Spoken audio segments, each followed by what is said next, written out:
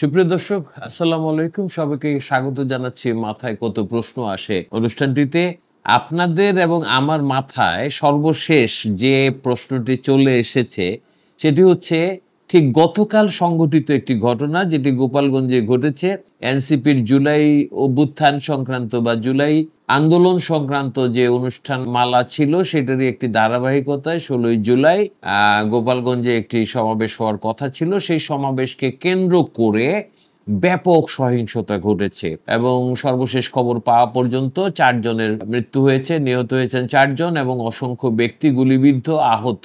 এখানে আমাদের মাথায় অনেক রকমের প্রশ্ন আসে যে এটা কেন ঘটলো, কিভাবে ঘটলো, কারা এর সঙ্গে জড়িত, সামনে যে বিষয়টা দেখা যাচ্ছে সেটি কি ঘটনা, না এর পিছনে আরো অন্য কোনো ঘটনা আছে, কোনো ষড়যন্ত্র আছে, কোনো গোপন সূত্র আছে। এর মধ্যে যে জিনিসটা আমার মনে এবং আপনাদের মনেও হয়তো জেগেছে সেটা হচ্ছে সরকারের যে এত এত গোয়েন্দা সংস্থাগুলো আছে, গোয়েন্দা সংস্থাগুলো কি সরকারকে কোনো রকম ইনফরমেশন দেয় না?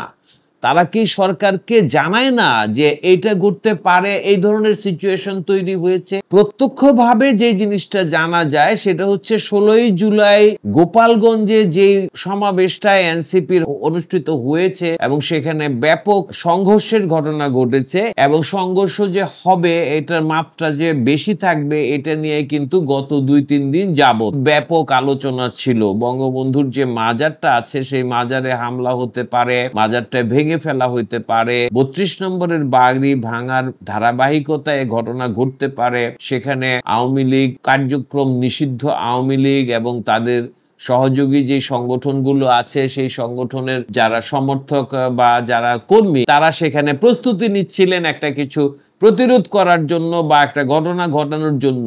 এখানে প্রশ্ন হচ্ছে এই পরিস্থিতি সম্পর্কে সরকারকে কি কোনো রকম কোনো আগাম পূর্বাভাস গোয়েন্দা সংস্থাগুলি দেয়নি?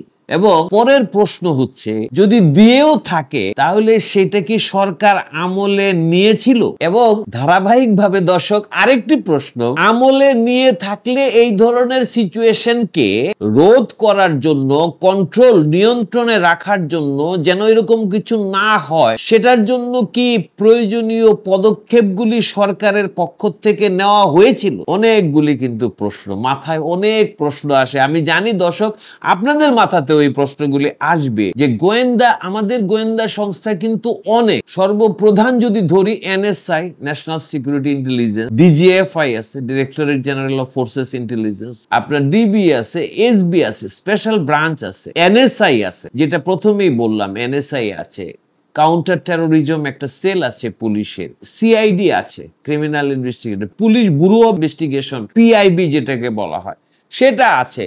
তো এই যে এত এত সংস্থা, আরো বেশ কিছু সংস্থা কাজ করে, মিলিটারি ইন্টেলিজেন্স, এমআই যেটা, তো এই যে ইন্টেলিজেন্স গুলি আছে যারা সরকারের সার্বভৌমত্ব, ভিতরের অভ্যন্তরীণ শান্তি শৃঙ্খলা রক্ষার জন্য যে সমস্ত ঘটনা ঘটতে পারে, যেটার বিরুদ্ধে ঘটনা ঘটতে পারে, শান্তি শৃঙ্খলা নষ্ট হতে পারে, দেশের স্থিতিশীলতা নষ্ট হতে পারে, এই বিষয়গুলির সাথে তো দেশের ব্র্যান্ডিংটাও জড়িত। ডক্টর ইউনূস যেটা বলছেন সেটা হচ্ছে যে এই দেশে উনি ইনভেস্টর আনবেন, বিনিয়োগকারী নিয়ে আসবেন, ব্যবসা বাড়াবেন। এগুলি তো আন্তঃসম্পর্কযুক্ত, ইন্টার রিলেটেড, একটার সাথে আরেকটা জড়িত। তাহলে এই যে ঘটনাগুলিকে নিয়ন্ত্রণ যদি না করা হয়, যদি একজন বিনিয়োগকারী দেখেন যে সরকারের ভূমিকাটা প্রশ্নবিদ্ধ, তাহলে কি তারা অমন দেশে, অমন একটি দেশে ইনভেস্টররা বিনিয়োগ করবেন? এটাও কিন্তু একটা প্রশ্ন, একের পর এক প্রশ্ন। আমি মূল আলোচনায় যাই যে গোয়েন্দা সংস্থাগুলি কি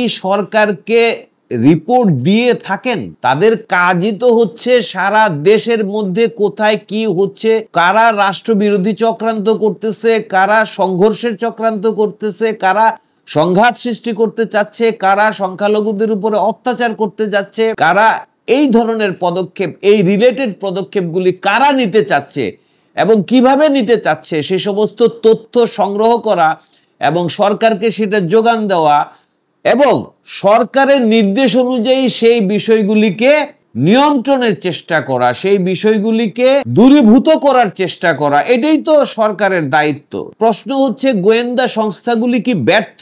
এই বিষয়গুলি কিন্তু জানা মুশকিল, এই নিয়ে কথা বলাও মুশকিল। কারণ গঠনতন্ত্র অনুযায়ী বা যেভাবে গঠিত হয়েছে গোয়েন্দা সংস্থাগুলো, এবং গোয়েন্দা সংস্থার কাজই হচ্ছে গোপনে তৎপরতা চালানো, সেটা নিয়ে প্রকাশ্য আলোচনা করতে গেলে সমস্যাটা যেটা তৈরি হয় সেটা হচ্ছে যে এটার সূত্রগুলি বলা মুশকিল হয়ে যায়। সাংবাদিকতার সূত্রে যে সমস্ত সূত্র আমরা ব্যবহার করে থাকি, তো সেগুলি তো প্রকাশ্যে আনা যায় না, কারণ সেখানে ওই সংস্থারই নিয়মের ভঙ্গ হওয়ার সম্ভাবনা দেখ। শুধু যে গোপালগঞ্জের ঘটনাটি এখানে আলোচ্য বিষয়টা তা না, এর আগেও অনেক অনেক ঘটনা ঘটেছে। গত সরকারের পতনের পর থেকে আমরা একের পর এক বিভিন্ন ঘটনা ঘটতে দেখেছি। এই যে এত এত মবের ঘটনা, এই যে গোপালগঞ্জের ঘটনা, এগুলি নিয়ে তো সাধারণ মানুষের মধ্যেই আলোচনা ছিল।